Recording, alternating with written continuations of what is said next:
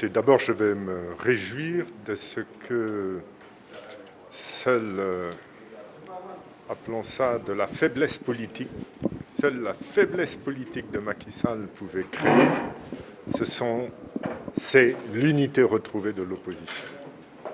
Car aujourd'hui, tout le monde est venu, tous ceux qui étaient intéressés, et même au-delà des partis politiques, par la sauvegarde de la démocratie sénégalaise, par la réparation de la démocratie sénégalaise, et ça, il faut s'en réjouir. Alors, ce qu'on a pu constater, évidemment, c'est beaucoup de temps perdu, 2 années, à l'initiative d'un président qui, vous vous en souvenez, après avoir été mal élu par une loi scélérate portant sur le parrainage, et heureusement, depuis lors, qu'on a dénoncé par la Cour de justice de la CEDEAO, avait jugé utile de créer un dialogue national, un dialogue politique pour décrisper la situation. Et comme on n'a pas pris l'habitude de le croire, ce président de la République, il s'était permis de dire devant les notabilités religieuses et coutumières, devant la nation tout entière, « Baina Nyut Nyat ». C'était ces termes. Je vais arrêter la magouille pour traduire en français. Ça signifiait qu'il était dans la magouille, mais malheureusement, ce qu'on constate, c'est qu'il n'en est pas sorti. Les résultats de ce dialogue ont été souvent retardés au niveau des prises de décision qu'il devait impliquer sous le prétexte que les audits étaient en cours, parce qu'il y en a eu 2, coûteux, puisqu'ils ont coûté 500 millions de francs au global. Et lorsque les résultats sont sortis, donnant sur plusieurs points raison, non pas à l'opposition ou aux non-alignés ou à la société civile, mais privilégiant la restauration de la démocratie au Sénégal, il a décidé de les mettre de côté, de ne pas répondre aux demandes d'arbitrage soumises par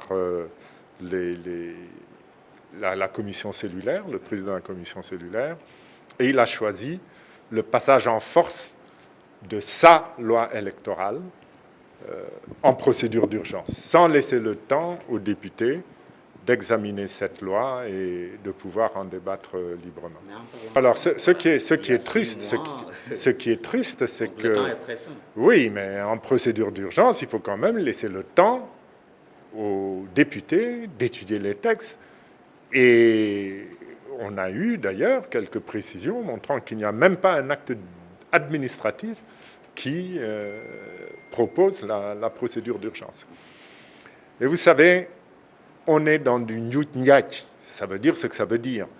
Donc ils ont fait retarder les processus tout en sachant qu'ils n'allaient pas être d'accord. Ils avaient des positions figées dès le départ. Et ils ont saboté, je crois que c'est les termes qui ont été repris par notre porte-parole du jour, il a saboté tout le processus qui a été mis en œuvre, gaspillant les énergies des personnes impliquées, gaspillant l'argent mis, y compris par la communauté internationale, parce que comme vous le savez, les États-Unis d'Amérique qui tiennent à la démocratie sénégalaise se sont impliqués et ont déboursé des sommes importantes. Et aujourd'hui, il décide un passage en force, c'est ça qu'il faut retenir de la procédure d'urgence, dans des limites de temps, évidemment, qui lui permettent de justifier son attitude, avec recours à sa fameuse majorité automatique. Et en fermant les portes du dialogue, il ouvre, malheureusement, la seule qui reste pour sauver la démocratie sénégalaise, c'est la confrontation politique. Ça va comment, la confrontation? Sous quelle forme? Alors ça, nous allons nous retrouver pour discuter de tout ça, mais tout va commencer par l'explication de la situation aux chefs religieux, aux notabilités religieuses de ce pays, car quand il a eu la frayeur de sa vie en février et mars, il a dû faire appel à ces responsables qui, eux, aiment le Sénégal, qui sont de vrais patriotes, afin qu'ils interviennent pour calmer le jeu, et tout le monde a accepté.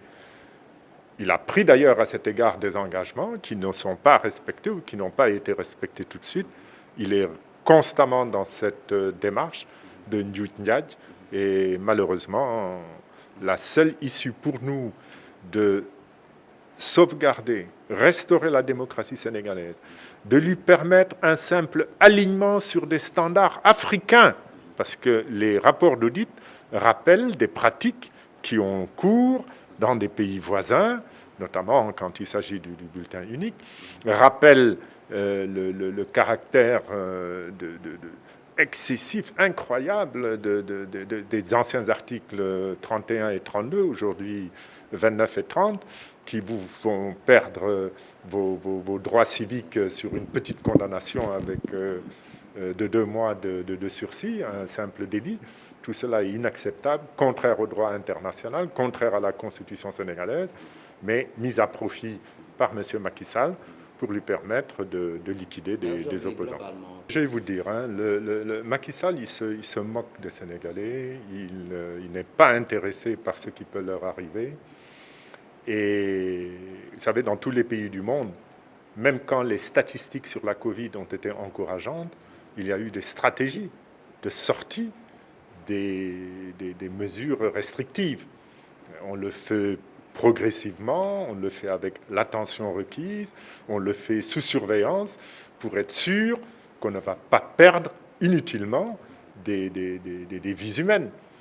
Dans notre cas, il a donné le mauvais exemple.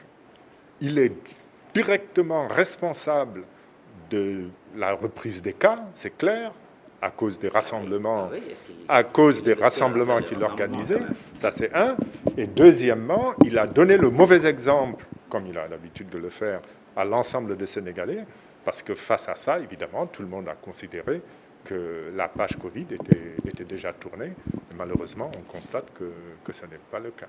Écoutez, très sincèrement, je ne vois pas l'intelligence de Macky Sall aller dans la direction de recherche de solutions. Très sincèrement. Pour la Covid. Covid et tout le reste. Pour la Covid, d'abord, il n'a qu'à prendre l'habitude d'écouter des scientifiques et réfléchir sur la meilleure manière de sauver des vies humaines. C'est aussi simple que ça. Ce n'est pas son souci, malheureusement. Question simple, l'utilisation des budgets en fonction des priorités. En même temps qu'on l'entend dépenser des centaines de millions dans des tournées soi-disant économiques, on apprend que les hôpitaux manquent d'oxygène, ce qui est quand même indispensable pour sauver les vies des malades. Qu'on arrête ça, parce que Macky Sall a été élu président pour faire ce qu'il fait. C'est ça le problème. Il est élu président pour construire des routes.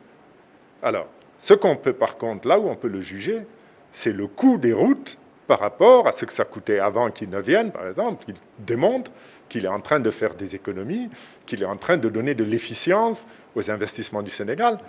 Or, il ne se passe pas un mois sans qu'on entende un scandale portant sur de la corruption, concernant ces infrastructures ou d'autres investissements. Donc, on ne peut pas juger un président de la République parce qu'il a fait quelques kilomètres de route. Tous les présidents en font. Et en général, d'ailleurs, ils font les kilomètres de route décidés par le prédécesseur, et ça se poursuit. Ce n'est pas à ce niveau-là qu'on juge de l'efficacité d'un président de la République. Là où on peut intervenir, c'est est-ce que les problèmes des Sénégalais sont correctement pris en compte par sa logique de dépenses budgétaires. Écoutez, on a eu à répondre sur cette question. Vous savez, c'est extrêmement grave. Le ministre des Finances lui-même ne sait pas ce que ces 5 000 milliards qu'on comprenne, ou en tout cas, d'abord, il se glorifie de dépenses. Ça, ce n'est pas une qualité de bon gestionnaire. Un bon gestionnaire, il se soucie de son déficit, il se soucie de l'importance de ses recettes, il se soucie de l'encadrement de ses dépenses dans le cadre de ses recettes et de la gestion de son déficit. Mais se glorifier d'un montant de dépenses, ça, vraiment, en tout cas, moi, j'ai fait des écoles de management, c'est pas, ça n'est pas... C'est une leçon que vous lui donnez. Bon. Mais ce qui est plus grave, il corrige ma première appréciation et qui dit non, les 5 000 milliards comprennent tel montant plus l'amortissement de la dette, il se trompe par rapport à sa propre loi des finances. Alors, qu'est-ce que vous voulez que je réponde à ça? C'est dommage, mais c'est comme ça.